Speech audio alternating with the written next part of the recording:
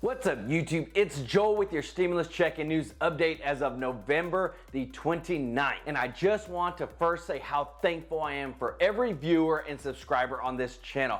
I wouldn't have this channel without each and every one of you. So today we're going to go over the top 5 things that Republicans and Democrats are going back and forth on with this huge Build Back Better stimulus package, and when they expect to pass this huge $1 trillion package. We're going to go over this new COVID variant that has popped up and what that means in terms of getting another stimulus check. We will also go over the monthly increase that's coming to all Social Security recipients that literally starts December 30th, 2021 for those on SSI, SSDI, and Social Security. And we definitely have to talk about the debt ceiling standoff that's happening between the Republicans and the Democrats, that we need to do something by December 3rd before we hit the debt ceiling of the United States. And if you like this video, could you please do me a huge favor and smash that like button for me and the YouTube algorithm? It really helps the channel out so much,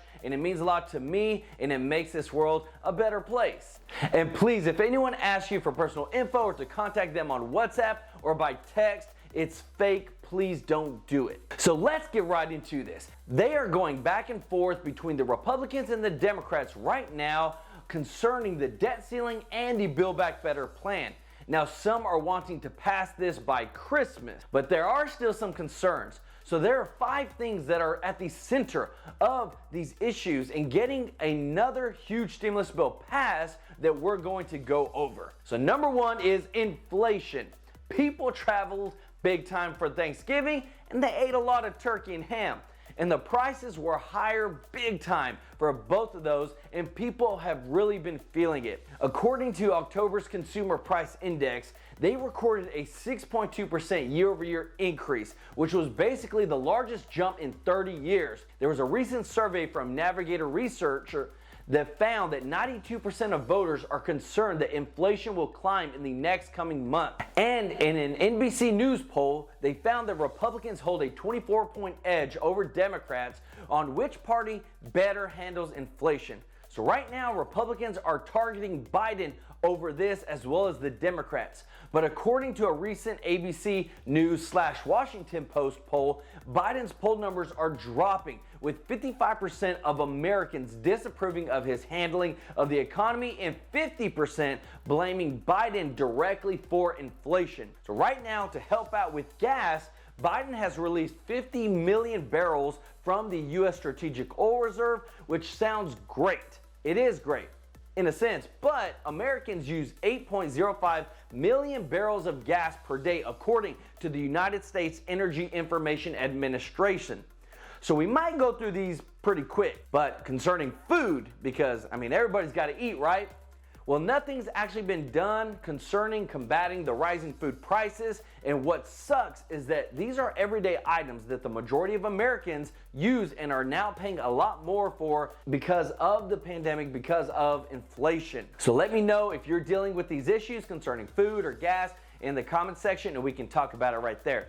But number 2 is the SALT tax. It's the state and local tax deduction. So the House passed the bill that raised the $10,000 cap on the state and local tax deduction to $80,000, beginning in tax year of 2021 and extended over 9 years. Bernie Sanders said that the provision amounts to a tax break for wealthy Americans, calling it wrong, and he wasn't the only one to be opposed to it. Senator John Tester said he'd just as soon have it out, since I think it gives tax breaks to the wrong people, rich people. Meanwhile, Senator Bob Menendez said he has a proposal that would aim to give the tax break to the middle-class families. Compromise will be key on this and the rest of the bill, as the measure will need to have the backing of every Democrat to be able to pass. But his proposal would remove the SALT cap limit for those making $400,000 or less. So it definitely would be a tax cut for the rich as is. And with Menendez's proposal, it would be actually a tax cut more for the middle class, which I'm for. The middle class needs to be taken care of in a big way because it's the majority of people within the United States. Number 3, immigration. Now, the Senate parliamentarian has already ruled out that you cannot include amnesty for illegal immigrants in the reconciliation bill. So they're trying to do is include millions of dollars to help get more help to give more illegal immigrants citizenship and to streamline the process. So they want to build a better immigration program to help them get citizenship. Number 4 is paid family and medical leave.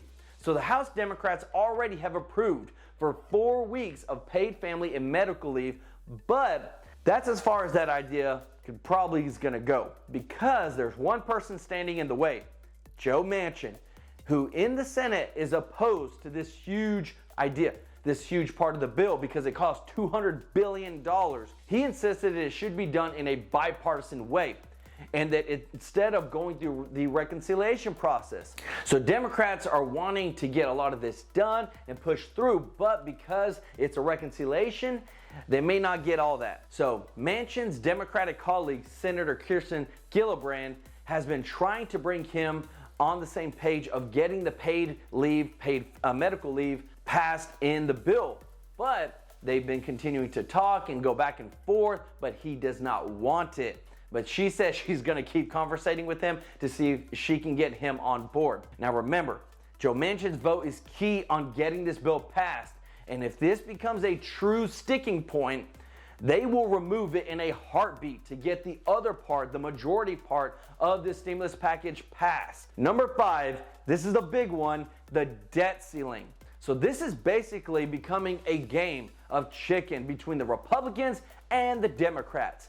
I mean, we have to pay our bills, but they're wanting to pass more trillions of dollars of stimulus, but we can't pay our bills right now. So this has become a sticking point for the Republicans.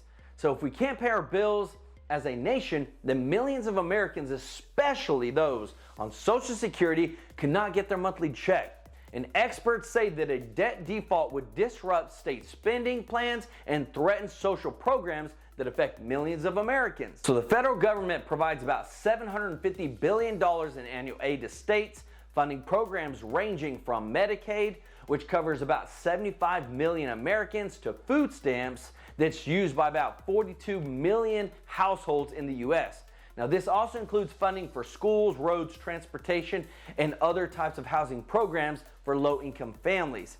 But Janet Yellen said, who is the Treasury Secretary, said a default on the U.S. debt, which would be the first in the country's history, would probably cause a recession. And everybody can remember what happened in 2008, so we don't want that again. But she said this could put the Social Security and child tax credit payments in jeopardy. But really, we have to come with a solution, because there's no reason why we shouldn't be able to pay our bills. But it's easy to spend someone else's money with no accountability, and whenever we almost reach the debt limit, we just raise it even more. That's the problem that we have with Congress right now. There's too much spending going on and not enough budgeting. It's like basically having a credit card, and every time you almost hit the limit, you just call the bank and say, hey, I need to spend more. And you go on spending like there's no tomorrow. Well, this is the taxpayer dollars, and we keep getting more and more in debt. It's very irresponsible by Congress. We can't keep doing this. We're already $29 trillion in debt. Somebody's got to pay for it. A lot of people are saying that our children, our grandchildren, are going to be hurting because of all the spending that we're doing now. So let me know your thoughts down in the comments section. So let's talk about another forced stimulus check. So right now, there's a new variant of the COVID-19 virus called Omicron. If this gets bad enough, it could cause us to pull back and go back into some sort of lockdown mode to keep the virus from spreading. Now, nobody wants to go into lockdown mode, but if this was to happen, then more than likely they would be sending out a forced stimulus check to help out families. But would you go back into lockdown mode for another stimulus check? The majority of Americans are vaccinated either with 1 shot or 2 shots, and many are now getting the booster shots. So Congress is trying to get things back on track, but inflation is kicking people's butts right now. But stimulus checks could be back on the board if this was to happen. But let me tell you this, how much do stimulus checks really help out if prices continue to rise with inflation? And are they really doing anything productive in your finances if everything just keeps getting more expensive? If there's anyone that's been hit hard with rising prices, it's those on a fixed income, our friends on Social Security.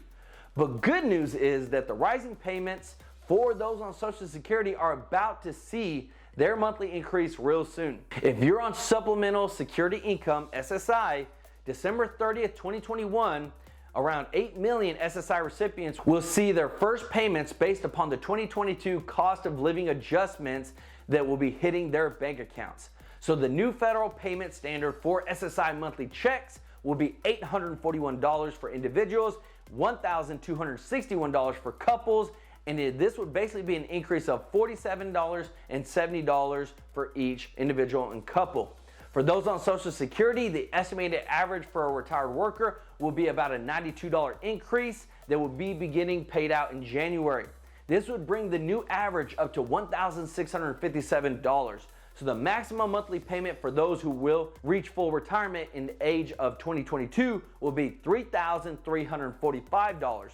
So more than 64 million Social Security beneficiaries will see their higher payments starting in January based upon this new payment schedule, which I'm super glad, but because they need more money to combat these rising costs. Now, there is still the Social Security 2100 Act that is still being worked on that would increase the benefits and monthly payouts to Social Security recipients big time. And as that bill progresses, I will keep you updated because I believe it should happen. It would be one of the biggest wins for the Social Security program in decades.